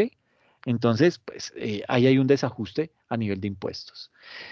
Y el último dato es que somos un país que pues hemos avanzado en cubrimiento a la población con servicios públicos, ¿sí? De 100 hogares, 96 hogares hoy en día tienen energía eléctrica, 86 hogares de 100 tienen acceso a agua potable, 77 hogares de 100 tienen acceso a un sistema de alcantarillado. Y este es un dato que, que ustedes van a decir, uy, pero ¿cómo así que apenas 43 hogares de 100 tienen acceso a Internet? Imagínense este dato en plena pandemia, lo impactante que fue. Y a eso súmele que su amiga Udinen hizo el contrato más malo del universo, se dejó tumbar todo ese mundo de plata y hoy que la Se llamó la... abobinó. Sí, no me abudines. Ella hoy se perdió, ya se fue para Estados Unidos y esa platica quedó más perdida que otra cosa. Nótesen, señores, que esto nos sirva de lección. Cada vez se están destapando más ollas podridas y lo que tenemos que hacer es pilas con las elecciones, ¿ok? No podemos seguir votando por los mismos y por las mismas, ¿ok? Y esto es complejo. Este dato de que menos del 50% de la población tiene acceso a Internet es crítico. Y es crítico, ¿por qué? Porque esa es básicamente la base de la educación. Hoy en día la base de la información está en Internet. Hoy en día ya casi no se están imprimiendo libros. Hoy en día todo es acceso a Internet. Tenga un computador, tenga un celular, conéctese a Internet y documéntese, ¿ok? Entonces, eso hay que mirarlo con detenimiento. Eh, y aparte, pues de esos, de 100 hogares, 67 hogares tienen acceso a gas, ¿ok? Entonces, el tema más crítico acá es el del Internet, ¿ok? Ahora bien, en Colombia se ha convertido en un verdadero problema el bajo cubrimiento de Internet y esto agravó aún más el manejo de la pandemia. Imagínense, los niños en la casa que no, que apunta de guías y que mándeme la guía, que súbala a la plataforma, que conéctese, que vamos a tener chat y no sé qué. ¿Cómo hacía el otro los otros 57 hogares que no tienen acceso a Internet? Fue un año, año y medio perdido, ¿ok? Entonces, hay que tener mucha conciencia del tipo de gobernantes que vamos a elegir. ¿Listo? ¿Cómo es la distribución del ingreso per cápita del hogar en el año 2018? Y esta es una gráfica terriblemente mala. Imagínense que la información que hemos visto anteriormente está calculada en promedios y los promedios resultan ser muy engañosos, sobre todo cuando vivimos en un país con tanta desigualdad. ¿Por qué? Porque no capta la esencia ni la realidad de un país. En esta gráfica podemos observar cómo está la distribución de ingresos en Colombia y esta gráfica básicamente se hizo tomando como base el nivel de ingresos de una familia y ese total, ¿qué pasa? Se divide por el número de personas que viven en ese hogar y esto nos da como resultado una variable que se denomina el ingreso per cápita del hogar. Entonces, fíjense en los colores de la gráfica. Los colores dividen grupos de la población dependiendo de ese ingreso per cápita del hogar. ¿Listo? Entonces, digamos que aquí tenemos esto obviamente es del año 2018, me muestra que la población pobre extrema es este color rosadito. Entonces, la pobreza extrema está ubicada acá. El 7.2% de la población es pobre extrema. ¿Ok? Esta parte de la gráfica. El siguiente color, el azul, lo que está ya más en la mitad de la curva, hace Profe, referencia. disculpe. Dime. Y disculpe que esa información no es 100% completa porque según la información del DANE todavía están recolectando información para poder completar el censo de 2019. Imagínate, entonces es peor aún el dato. Pero esto nos da Es que una... ese director del DANE que nosotros tenemos no sirve para un carajo, vamos a decirlo. Sí, qué vaina. Pero bueno, digamos que aquí, entonces, ese color moradito que está en la mitad de la curva, hace referencia o nos identifica lo que es la población pobre. Entonces, la población en extrema pobreza, 7,2. Pero la población pobre es del 19,8. Entonces, pues vuelvo y digo, estos datos se pusieron más críticos en pandemia. Esto era con la información del 2018, que no había pandemia. Imagínense con la pandemia lo que llegó a pasar. Población vulnerable, 39,8%, es decir, población entre pobreza extrema, pobre y vulnerable, que en cualquier momento, ¿qué significa vulnerable? Que en cualquier momento cae en pobreza o en pobreza extrema. Estamos hablando de un 20, de un 40, estamos hablando de casi un 70% de la población entre pobreza extrema, pobre y vulnerable. Y el resto, el 30,8% de la población, se ubica como clase media. Pero mire que va disminuyendo, ¿ok? Entonces, se identifica por cifras, por pesos, que la persona que devenga entre 0 y 117.604 pesos, se identifica como pobreza extrema, mensuales, ¿ok? Y la persona que devenga entre 117.605 y 257.432 pesos se cataloga como una persona pobre.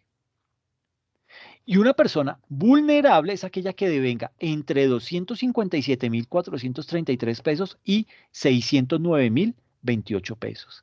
Esa es una persona en situación de vulnerabilidad.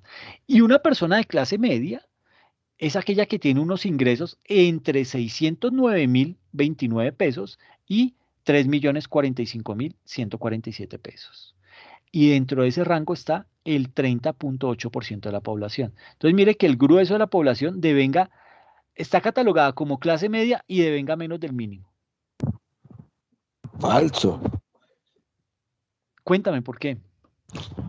Profe, ¿cómo una persona que se gane 600 y pico ¿Va a mil de ser pesos clase media?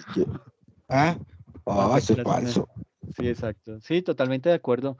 Las cifras, pero bueno, imagínense cuál fue la cifra loca que sacó el director del DANE hace unos meses, que una persona rica o de clase alta, esta es la que está en capacidad de devengar más o menos 1.200.000, 1.300.000 pesos.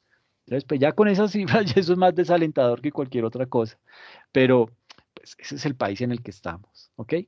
Reitero, solo nosotros, bueno, más que todo ustedes, pueden cambiar la dinámica de este país y lo tienen que hacer votando bien, ¿ok? Que día estamos haciendo un análisis también de la distribución de la pobreza en Colombia y veíamos cómo en la costa norte es donde se ubica la mayor densidad de población pobre. Y allá es en donde están los clanes más fuertes de política. ¿Por qué? Porque a ellos les conviene tener a esa gente pobre, porque es a los que no van a tener acceso a educación y esos van a ser los caballitos de batalla que los van a elegir a ellos por eh, pagarle un voto por 30.000, 40.000, 50.000 pesos. Entonces, muchachos, mucho ojo con estos datos. Esto no lo estoy trayendo aquí de relleno, esto tiene un sentido por debajo. ¿Listo? Entonces, mire lo que se considera una persona de clase media, persona que devenga entre 609.000 y 3.045.000.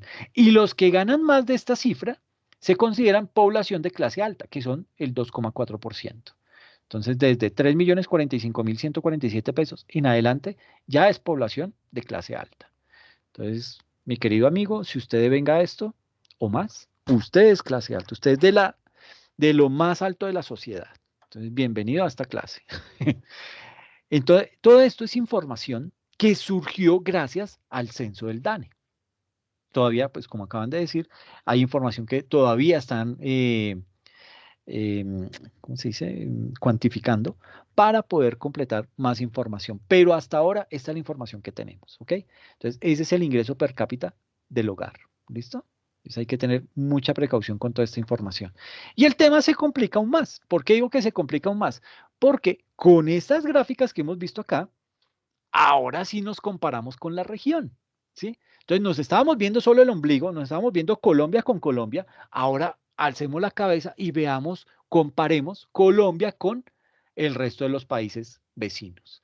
Entonces, este es un indicador que nos muestra qué tan desigual es un país. En este caso, la desigualdad se mide por que el 10% más rico gana, digamos que el 10% más rico gana 60 veces lo que gana el 10% más pobre. Esa es la lectura que se le da a este tipo de indicador. Y con base en este indicador se logra identificar que Bolivia es el país más desigual de la región. Allá, el 10% más rico gana 94 veces lo que gana el 10% más pobre. Es el país ¿Por más... quién? ¿Perdona? ¿Seguido por quién? Ay, no te entiendo, discúlpame. Seguido por quién, profe. Sí, señor, sí, muy pegado. Colombia es el segundo país más desigual, en donde el 10% más rico se gana 60 veces lo que se gana el 10% más pobre. 60 veces. Lo mismo pasa en Honduras. Por eso es que en Honduras, en El Salvador, en Guatemala, esos países, la población que está haciendo, está yéndose de esos países y está tratando de emigrar hacia Estados Unidos. ¿Ok? Porque el nivel de desigualdad es tan grande, la riqueza está tan concentrada en un puñado de personas que no le queda más a las personas que si le quieren dar un mejor futuro a sus hijos, saben que en ese país no lo pueden hacer. Y este es un indicador muy fuerte que nos juega en contra como país. Está Haití, en donde el 10% más rico se gana 54 veces lo que se gana el 10% más pobre. Paraguay con un 50%, perdón, Panamá, Paraguay con un 38%, Salvador con 38% y Ecuador con el 35%. Pero entonces usted me va a decir, ay, pero es que mire con quién nos estamos comparando, con Bolivia, con Honduras, con Haití. ¿Ah? No, comparémonos con un país a la altura de Colombia. Pues listo, se le tiene. Le tenemos aquí Colombia, 60 veces, el 10% gana 60 veces lo que gana el 10% más pobre.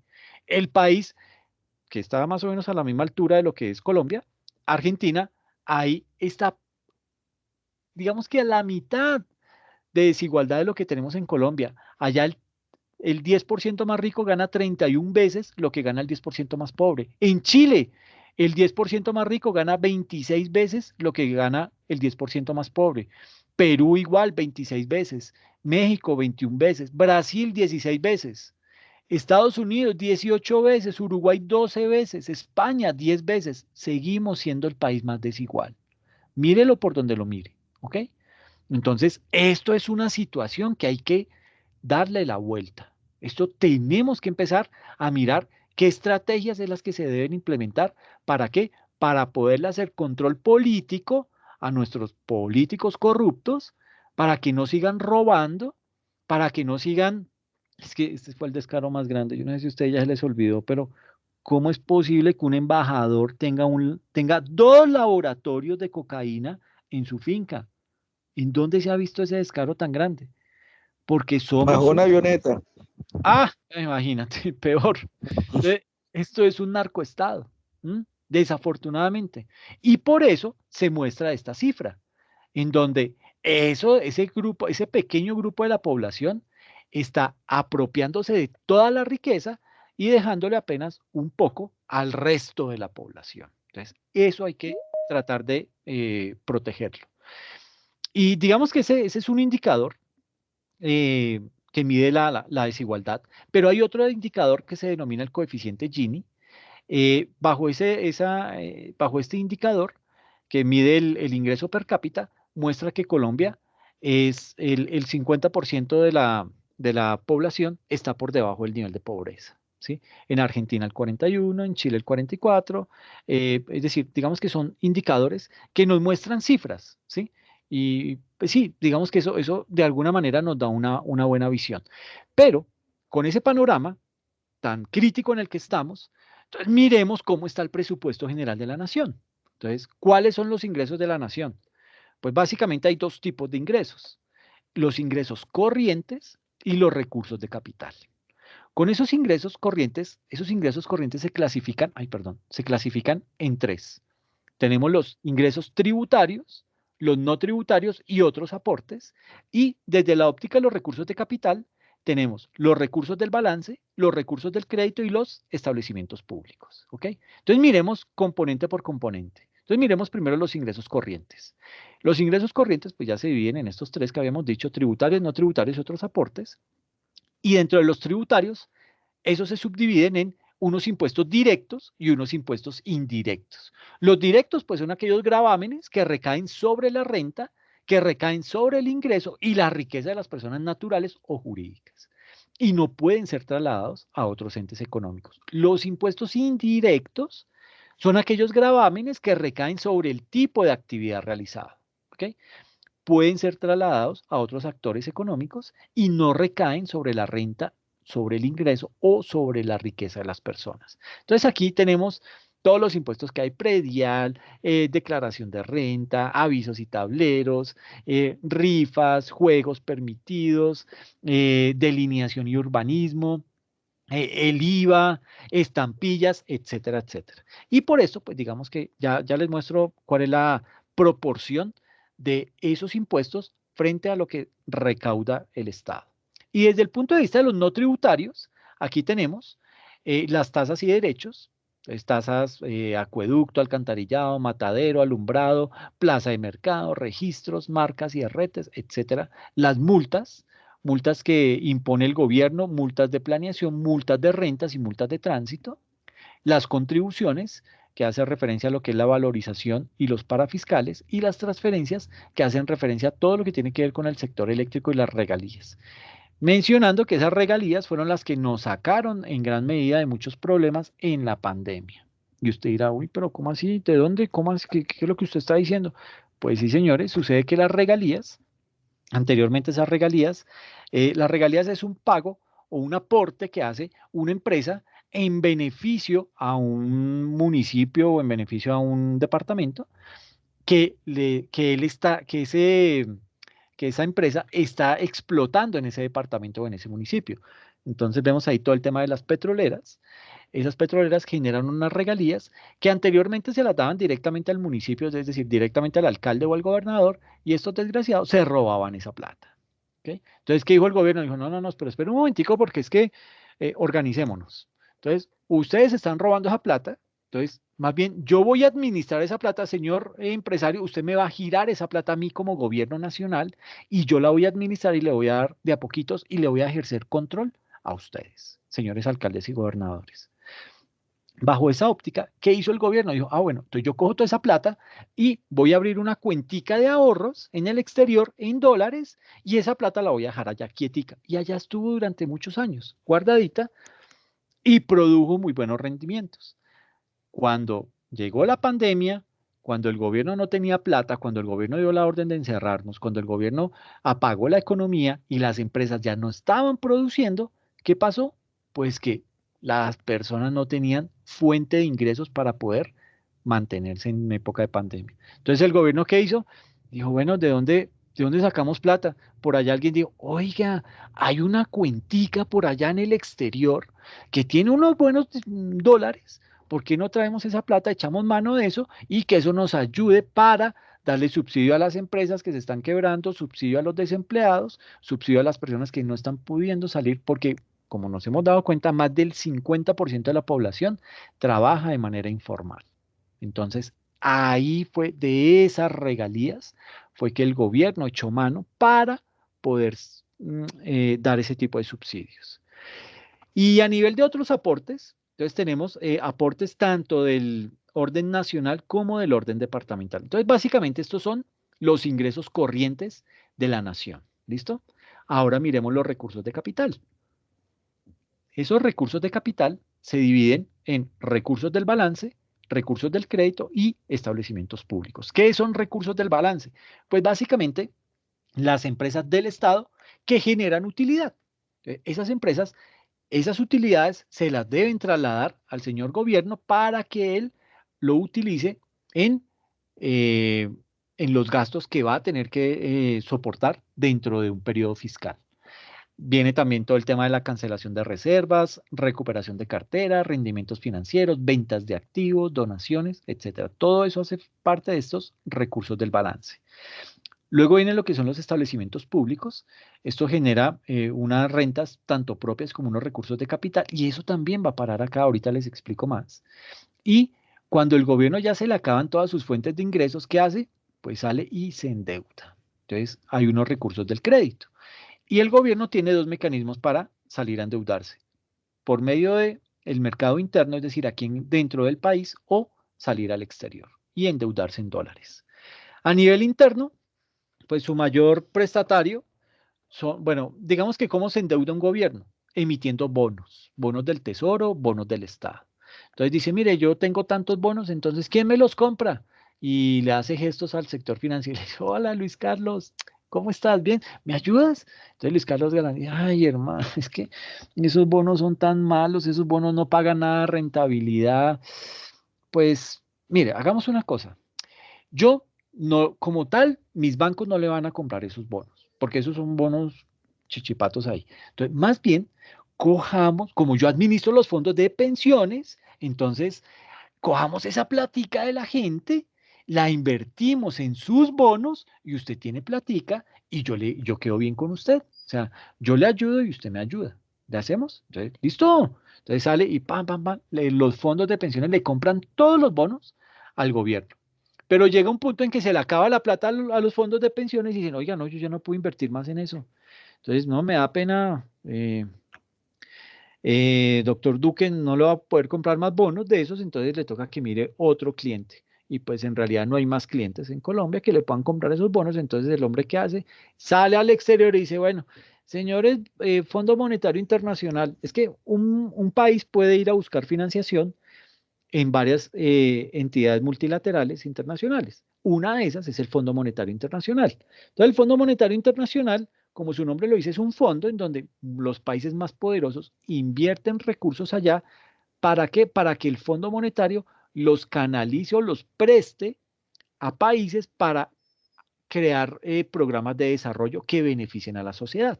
Entonces va su doctor Duque y al Fondo Monetario le dice, venga, es que yo tengo problemas, es que ya no tengo plata y ya la plata de las regalías se me acabó y allá eso hay mucha protesta social y la gente se está poniendo brava, entonces yo necesito que usted me ayude. Y le dice, ok, deje de llorar, cuénteme en realidad qué es. Entonces le dice el Fondo Monetario. Entonces él dice, no, es que yo necesito plata para el metro de Bogotá y necesito plata para acabar Hidroituango y necesito plata para hacer otras carreteras. Entonces le dice, ok, muy bien. Entonces yo le presto esa platica, pero le cobro un interés. No va a ser el interés de los bancos, es mucho más barato, pero es en dólares, señores, ¿ok? Y en dólares nos duele, así sea el 0,1%, nos va a doler todo el tiempo. ¿Por qué? Porque esa deuda que yo estoy adquiriendo, por ejemplo, imagínense que la adquirimos cuando el dólar estaba a 1.800 pesos. Hoy esa misma deuda se me duplicó. ¿Por qué? Porque la tasa de cambio, mi moneda se devaluó tanto que ya anteriormente compraba con 1.800 pesos un dólar, hoy tengo que comprarlo con 3.700 pesos ese mismo dólar. Entonces, literalmente, la deuda se duplicó. Entonces, eso es una deuda casi que impagable, ¿ok? Y el gobierno cada vez se sigue endeudando más. ¿Por qué? Porque como se la roban, como no le hacen control fiscal, no le hacen control político a eso, y aparte no hay penas para ellos, entonces eso es un de sangre completo. Pero bueno, ya me puse bravo. Entonces, después de eso, este es el mapa completo de los ingresos de la nación. Así obtiene ingresos el país. ¿Listo? Ahora, ¿cómo está distribuido eso? Entonces, ¿cómo se hace el presupuesto de ingresos para el año 2021? ¿Cómo se hizo? Entonces, básicamente, digamos que estaba presupuestado recaudar 314 billones de pesos. Ya hoy se está hablando acerca del nuevo presupuesto, que está en el orden de los 350 billones de pesos. Son 313 billones. Y esos 313 billones, ¿cómo espera recaudarlos el gobierno? Pues el 49% espera recaudarlos vía ingresos corrientes, es decir, vía esta parte de arriba. Todo esto. Mediante estos ingresos, espera recoger el gobierno nacional el 49% de los ingresos. ¿Listo? Que eso equivale a 154.2 billones de pesos. El otro porcentaje, el otro 39% de los ingresos van a proceder de ingresos de capital, es decir, de esta renta, de esta parte de abajo, de los recursos de capital. ¿Ok? Entonces, ahí apenas nos da eso apenas nos da un 49, 79, un 88% de la torta de los ingresos. Eso me representa, este 39% me representa 123.7 billones de pesos. Y lo otro, lo otro viene el 6%, que equivale a 18.7 billones, procedente de establecimientos públicos, el 5%, que son 14 billones.8 de fondos especiales, y el 1% de la renta parafiscal. Todo esto sumado me da los 314 billones de pesos que se propuso el gobierno a recaudar. Pero como este es un gobierno que, así como recibe, gasta, entonces miremos cómo es el presupuesto de gastos. Entonces, de esos 314 billones de pesos que recauda, aspira a gastarse el 59%, digamos el 60%, en funcionamiento del Estado. Pago de salarios, pago de viáticos, todo lo que... escoltas, todo ese tipo de gastos, ahí se van 185 billones de pesos, ¿ok? El 60% del presupuesto se va en temas de funcionamiento. Oiga, profe, Sí. y pagándole los escoltas a Álvaro Uribe ya no siendo congresista. Uy, no me diga eso, no, que ya verdad. Pero bueno, este es el país del Sagrado Corazón. Entonces, imagínense que el 60% se va solamente en pago de gastos de funcionamiento. El otro 22%, ese sí que nos duele más porque se está yendo a pagar la deuda que tiene Colombia. Una deuda que asciende a los 70.5 billones de pesos. De ahí, en deuda externa, se paga a capital 5.6 billones. En intereses se están pagando 8.5 billones de pesos. En comisiones y otros gastos, el 0,1 billones de pesos. Eso en deuda externa. Y en deuda interna se va a bonos de capital, 17 billones de pesos. En intereses, 21,4 billones de pesos. En comisiones y otros gastos, 0,1 billones de pesos. Y en fondo de contingencia, 0,8 billones de pesos. Entonces, mire que en funcionamiento y en deuda nos estamos gastando 250 billones de pesos. Y nos quedan 58 billones que equivalen al 19% del presupuesto. Esto se va a inversión. ¿Inversión en qué? En Hidroituango, en el metro de Bogotá, inversión en alguna carretera que se le ocurra hacer al gobierno, en ese tipo de cosas va a parar eso.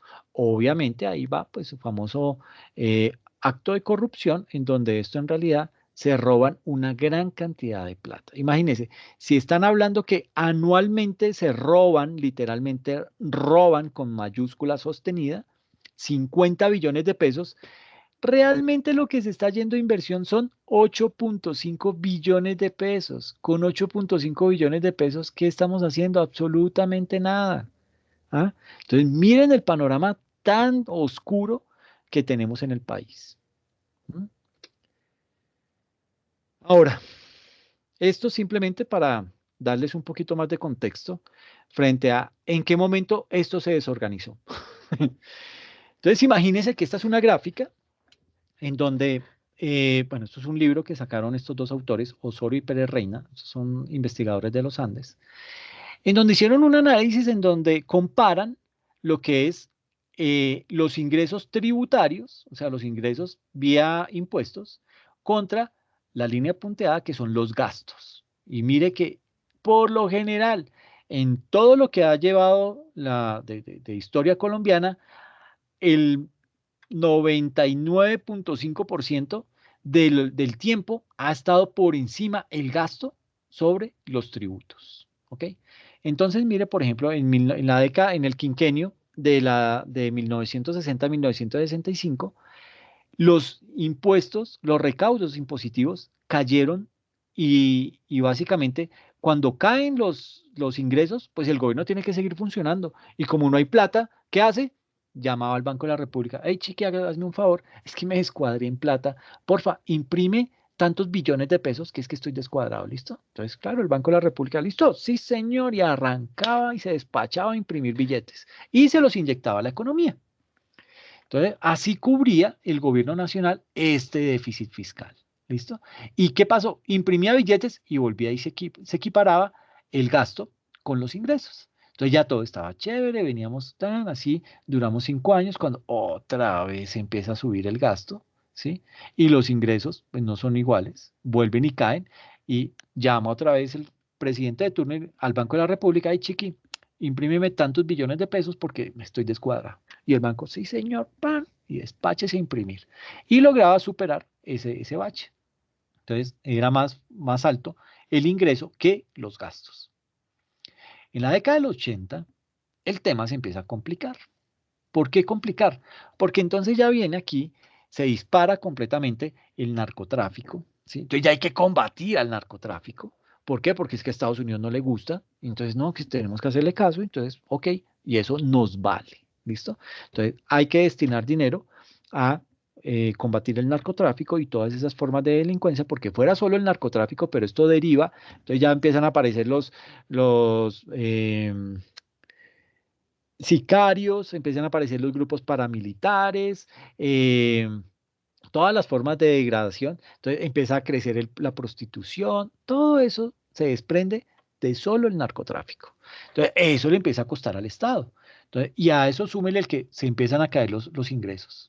Entonces, por allá en el año 85 íbamos así de mal y el gasto subiendo. ¿Ok? Entonces, ¿qué hizo? El ministro Junguito de esa época, ¿qué hizo? Dijo, no, espere un momento, antes de ir a prender la máquina de billetes, aquí tenemos que sensibilizar a todo el país y que se metan la mano al bolsillo. Aquí les vamos a cobrar más impuestos, ¿ok? Y entonces eso funcionó. Funcionó como por 4 años, logró incrementar un poco el recaudo de impuestos y casi que logra equiparar el gasto con los ingresos, pero volvió y cayó un poquito y el gasto siguió subiendo. Entonces, ¿qué dijo? Sabe que no funcionó la táctica, entonces, señor Banco de la República, imprima tantos billones de pesos y lograron financiar ese déficit fiscal. Pero llega una época muy importante, 1991. ¿Alguien sabe qué fue lo que pasó en esa época?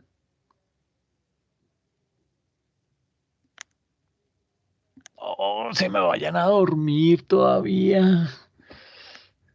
¿La época de quién? ¿De Pastrana o de Samper? Ay, joder, mi chica, creo que era de Gaviria. 1991. Pues ese fue el año en el que se creó la constitución política que hoy nos rige. ¿Ok? Entonces, pues básicamente, esa constitución que trajo una cantidad de derechos para las personas y una gran cantidad de deberes y obligaciones para el Estado. ¿Ok? Entonces, en esa época se empieza a subir el gasto público y los ingresos empiezan a quedar por debajo y se dispara el gasto público completamente. ¿Ok? ¿Por qué? Porque son más las obligaciones que tiene el Estado que lo que está logrando recibir. Y hoy en día esta sigue siendo la dinámica. Los ingresos tributarios no alcanzan a cubrir esta brecha entre el gasto y los ingresos tributarios. Entonces, seguimos estando endeudados. ¿Ok? ¿Qué pasó? Entonces, digamos que esto básicamente, el gasto se dispara gracias a la implementación de la Constitución del 91. El gasto aumentó, pero los impuestos no crecieron a la misma tasa. En la década de los 60, de los 70 y de los 80, el déficit fiscal se pagó con emisión de dinero. Ah, bueno, y se me olvidaba una cosita muy importante, y es que gracias a que, la Constitución del 91 trajo tantos de beneficios, tantos derechos para la población y tantas obligaciones para el gobierno, también le metió un mico y le dijo, usted no puede seguirle dando órdenes al Banco de la República. El Banco de la República es una entidad totalmente independiente al gobierno, ¿ok?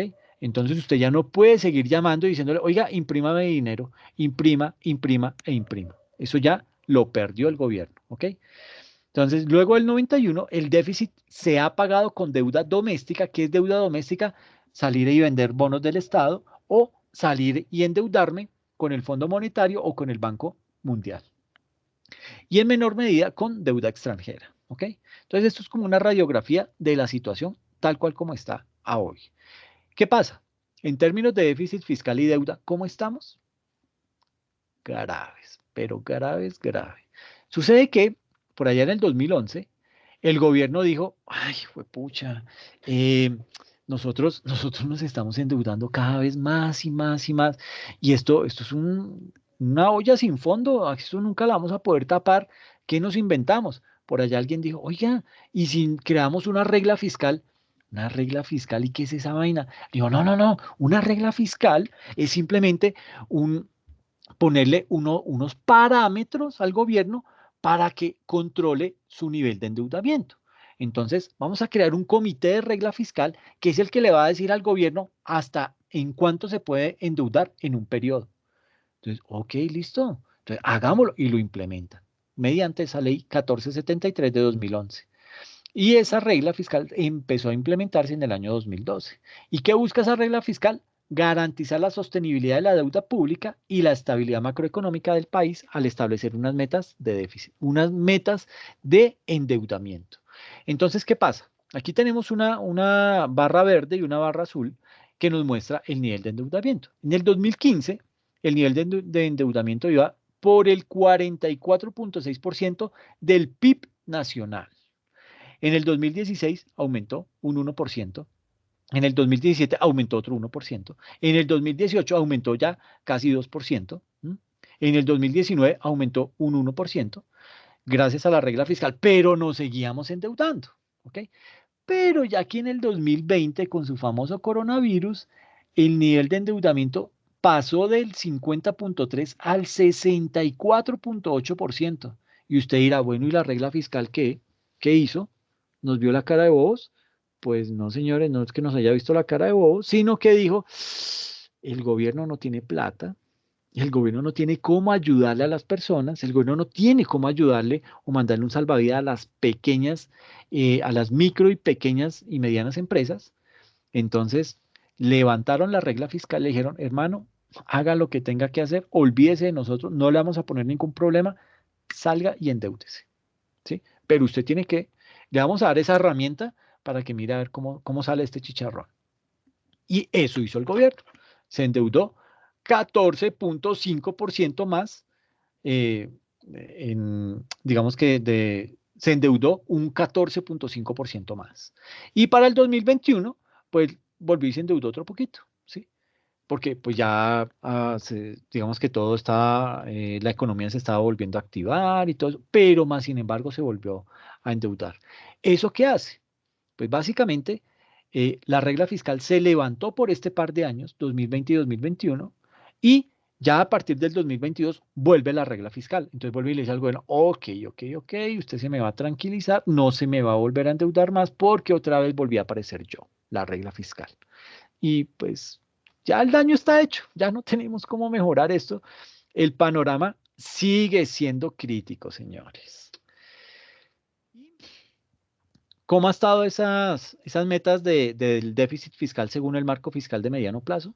Pues digamos que para el 2021 la deuda ascendió o creció un 5.1% y para el 2022 se espera que crezca un 2.5% del PIB. ¿Ok? ¿Y cómo ha venido siendo el comportamiento de ese déficit fiscal? En el 2012 estaba en un 2.30, 2013 igual, 2014 2.40, 2015 3, 2016 ya llegó al pico, 4, bajó al 2017 en 3,60, en el 2018 al 3,10, y en el 2019 al 2,5 y se pegó la super disparada gracias a su amigo coronavirus a un 7,80% y en el 2021 se espera que cierre en un 8,6%. Entonces, mire lo que nos llegó a afectar esa pandemia, ¿ok?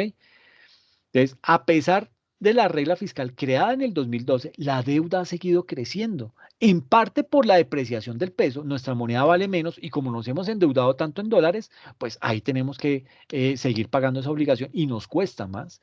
Y se estima que crecerá aún más por la pandemia. Y aquí tenemos entonces estas dos gráficas. Una nos muestra el déficit fiscal y otra la deuda fiscal. Y mire que tienen casi que el mismo comportamiento, las gráficas. Entonces aquí nos muestra básicamente que el nivel de déficit fiscal para el 2020 se ha disparado completamente, ha llegado casi que al 8% y el nivel de deuda fiscal está bordeando el 59% del PIB nacional. El 59%. Si usted va ahorita y pide un préstamo a un banco, ¿qué le dicen? Usted no puede tener comprometido más del 30% de sus ingresos. Nosotros ya lo duplicamos, ya tenemos un nivel de endeudamiento del 60% frente al PIB. O sea que no, por este tipo de razones fue que las calificadoras de riesgo nos dieron duro. Dijeron, no, en Colombia ni se le ocurre invertir. ¿Por qué? Porque está muy grave la cosa y posiblemente usted va a perder la plática. ¿Y qué ha pasado cuando comparamos cuando Colombia o cuando los gobiernos mandaron a prender la máquina, la imprenta de billetes? Que en esta época, del 60 al 65, del 70 al 75 y del 80 al 85, fue cuando más se disparó la inflación. ¿Sí? Entonces, nótese que está directamente relacionado la impresión de billetes con el disparo de la inflación. Entonces, aquí tenemos que en la época del 60 al 65, aquí miren, en el 63, llegamos al pico más alto, 34% de inflación. Luego bajó y se sostuvo. Por allá, en 1973, vuelve y se dispara la inflación, llegando más o menos al 26%. En el 76 se sube otra vez, más o menos al 28%. En el 80 vuelve otra vez al 28%, vuelve y cae, baja otro poquito, y vuelve y tiene su pico del 33% en el 90. ¿Ok? Y ya en el año 91, con la Constitución, como le dan independencia al Banco de la República, la inflación se empieza a controlar. ¿Por qué? Porque ya no puede prender la máquina de imprimir billetes. Y mira el punto en que ha llegado la inflación, más o menos al 3%. Entonces, se tiene controlada la inflación. ¿Gracias a qué? A que no han vuelto a prender esa imprenta de billetes. Entonces, la inflación empieza a descender a raíz de la Constitución del 91, cuando el Banco de la República adquiere su independencia y empieza a restringir la emisión de dinero. ¿Ok? Eso era lo que quería comentarles el día de hoy. Perdónenme que me haya desfasado en tiempo. Bueno, pues nos faltan 5 minutos, pero igual pues, yo acostumbro no despacharlos tan tarde. Pero había que hablar de todo este tipo de cosas para ponerlos en contexto y empezar a mirar la realidad colombiana desde la óptica de los impuestos departamentales. No sé si tienen alguna pregunta, alguna inquietud frente al tema. ¿Cómo les pareció?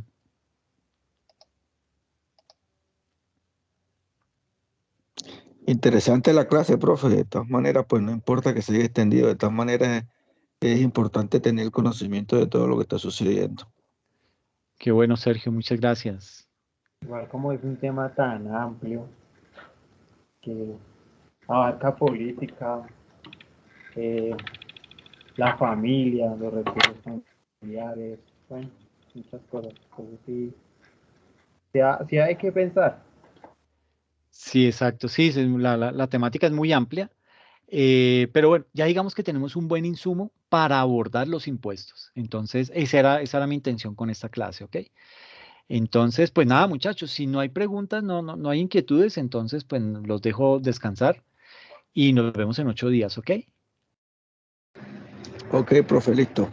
Bueno, muchas gracias, cuídense mucho. Vale.